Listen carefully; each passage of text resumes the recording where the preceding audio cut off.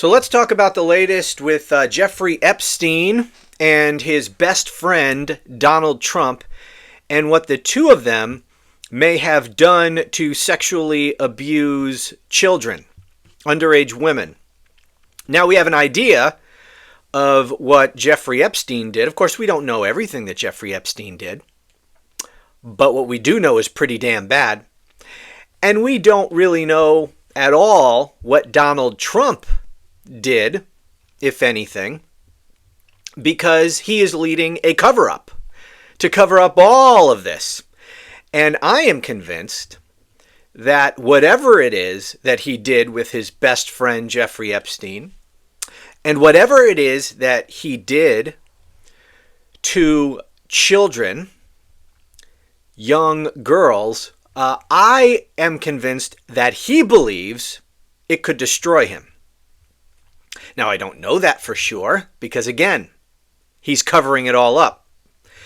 But his behavior and his desperate attempt to keep this all quiet, to me, is all you need to know. This man, we know he's in the Epstein files many, many times, based on reporting about what Attorney General Pam Bondi told Trump. So we know he's in the files. We don't know exactly what's in there. And let's keep this in mind too.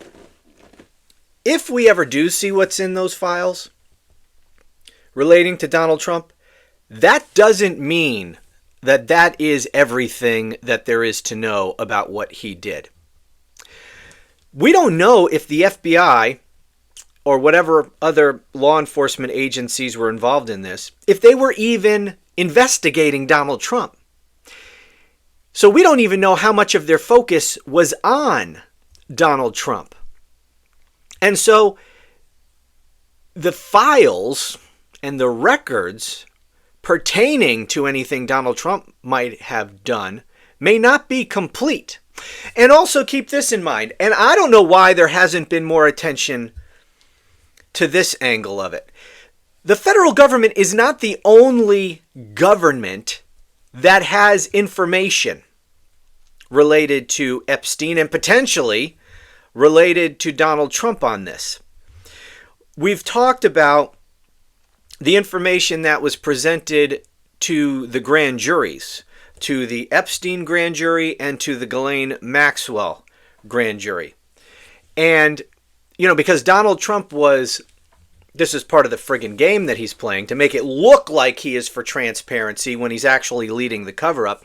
He called for Pam Bondi. He instructed Pam Bondi, apparently, to seek the release of that grand jury information, which is, of course, grand jury information is protected by statute. It needs to be kept secret.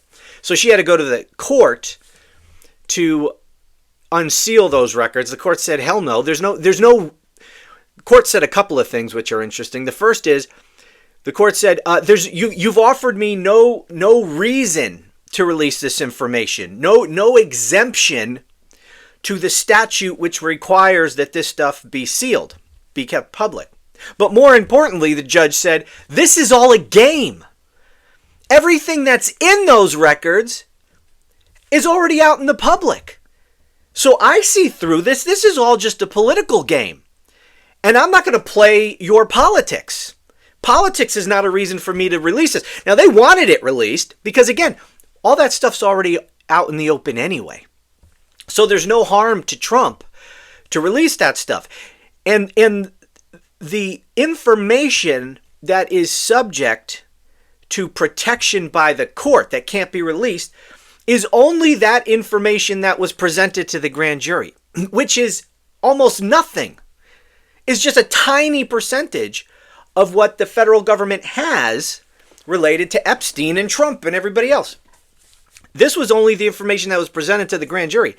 And we know for a fact, I reported on this a few weeks ago, that there were only 2 witnesses called to the grand jury between both of the grand juries. One grand jury, I can't remember which one, only had 1 witness. The other grand jury had 2. And one of the witnesses was the same witness, all right? So there's only two witnesses. We're not talking a total of three. There was one guy who testified to both, and then one grand jury heard from another person. There was one, I believe it was an FBI. It was the lead investigator for the FBI. And then there was a detective from the NYPD, I believe. So my point is, we know for a fact that at least the law enforcement in New York has information related to all this. How come we're not leaning on New York to release any information?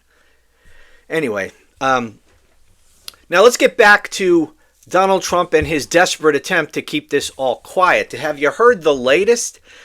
You know, what's his name? Is it James O'Keefe? I think it's James O'Keefe.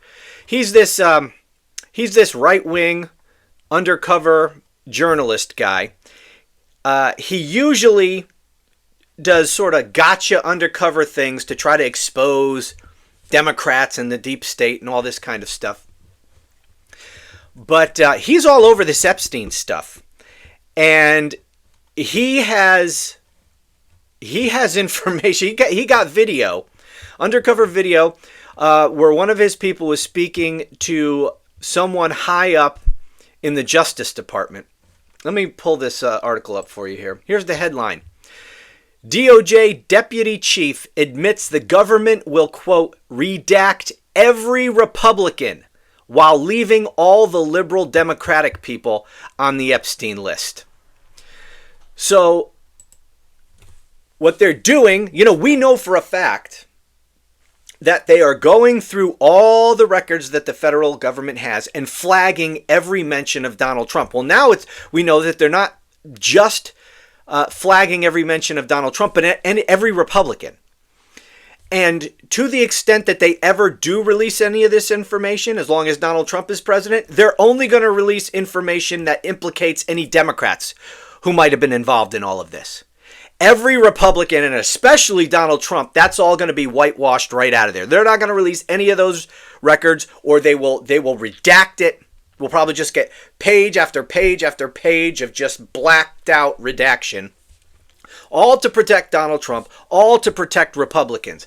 And not only that, this DOJ official also said Ghislaine Maxwell was moved to a lower security prison as a benefit to her to keep her mouth shut, which of course we all knew.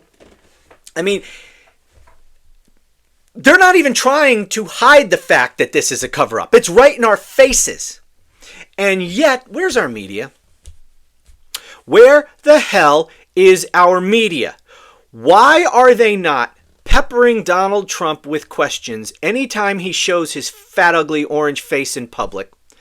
And ask him, why is he covering up? What does he have to hide? Those should be the only questions he gets. But we know why they won't do it. Because they're all afraid. They're afraid if a single one of them asks a question like that, why are you ordering a cover-up of the Epstein files? Or anything like that, they'll never get another. Trump will never call on them again.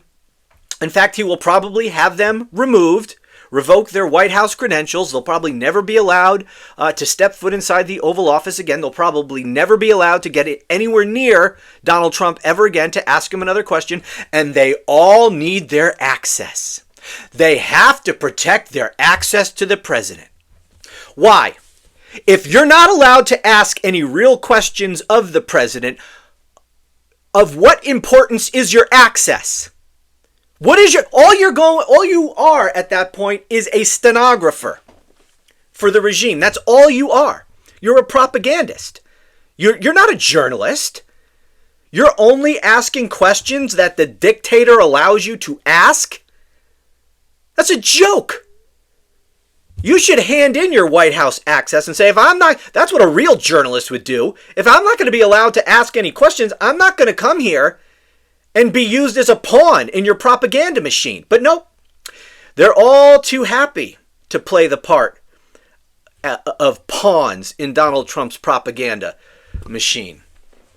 But, that's part of the reason why we have Donald Trump as president again, because we don't have a real media. Can you imagine any other president? I'm so sick of saying this, man. Well, imagine if Joe Biden, But it's true. Imagine if any other president was implicated like this and was clearly ordering a cover-up. And Trump sent his personal lawyer. Oh, I know. Todd Blanche is, Deputy Attorney General.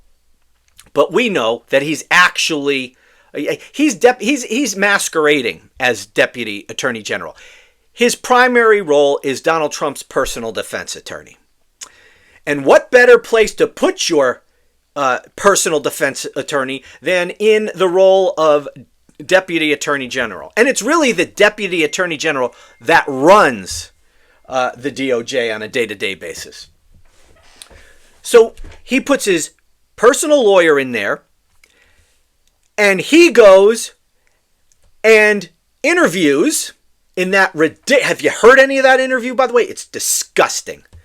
This woman is a convicted child sex trafficker, and she abused these kids sexually herself. And here he is going to her, asking her all these questions, only geared towards implicating Democrats, trying to get dirt on Democrats, trying to cover for Donald Trump. And then they move her to a minimum security prison as a payoff to keep her quiet. And our pathetic media couldn't even be bothered to ask any real questions, couldn't even be bothered to report on this cover-up, afraid to even call it a cover-up, which is what it clearly is, covering up for child rapists, rich, privileged child rapists, which may include the President of the United States. Think about that. There is a real question as to whether or not the sitting President of the United States is a child rapist. And they couldn't even be bothered to try to get to the bottom of that, or to ask this man any real questions for fear of losing their access. They make me sick.